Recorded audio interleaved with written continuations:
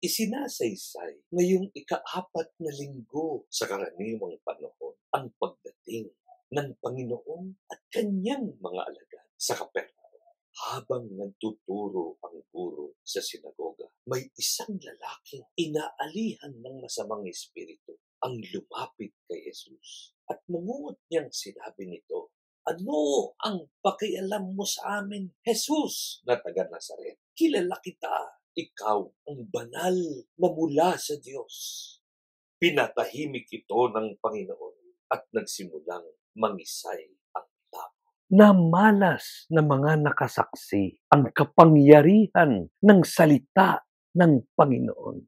Naging malinaw sa tanan ang katotohanan. Dumating na ang Mesiyas na magpapalaya sa Israel sa pagkaalipin. Higit sa lahat sa kapahamakang dulot ng demonyo at kasalanan. Natanto ng lahat na si Jesus ang tinutukoy na Mesiyas ni Moises. Binibigyan diin ng mga lektura ngayong linggo ang bisa at kapangyarihan ni Jesus. Higit sa lahat laban kay Satanas at pambubuyo nito sa tao sa kasalanan. Paliwanag ni San Juan Pablo II noong nabubuhay pa ito. Posible na sa ilang kaso maaaring mamalas ang impluwensya ng demonyo sa ating buhay at sa tangka nitong sakupin ang ating kaluluwa.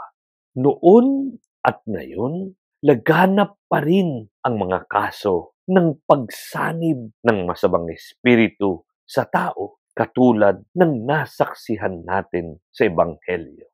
Ang mga milagro at pagpapagaling ni Hesukristo sa mabuting balita ay senyal na dumating na ang katapusan ng kasamaan at tagumpay ng kaharian ng Diyos.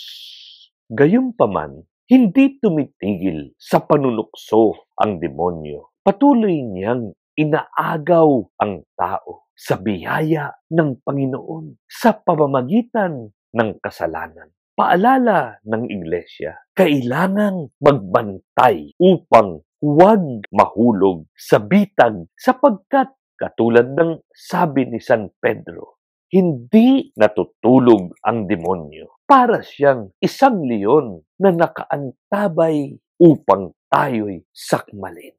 Patuloy pa rin ang tunggalian ng masama at mabuti sa mundo. Kaya payo ni Jesus, palagi ang ipanalangin na tayo'y maadya sa kasalanan. Mahalagang paalala ito sa tanang nais makalaya sa tanikala ni Satanas at kasalanan. Dumating si Jesus upang tayo ay lubos na maging malaya. Sabi ni St. Pope John Paul II, Jesus has not come to free us from dominating nations, but from the devil. Not from the captivity of the body, but from the malice of sin. Kumbinsido ang simbahan na ang kasalanan ang punot dulo ng lahat ng kaguluhan na tumutugis sa sangkatauhan at sa mundo. Sa pagdatal ni Hesukristo, nakamit ng daigdig ang katapusan ng lahat ng kasamaan. Gayunman, kailangan ng Diyos ang ating kooperasyon at matibay na determinasyon upang puksain ang kasalanan sa ating buhay. Sapagkat sa panahon natin ngayon, mistulang nawala na ang pagkamuhi ng marami sa masama at ito'y katotohanang laganap sa ating lipunan kung saan humina na ang sense of sin. Inaanyayahan tayo sa mga tuwid ng Ebanghelyo na suriin ang ating konsensya.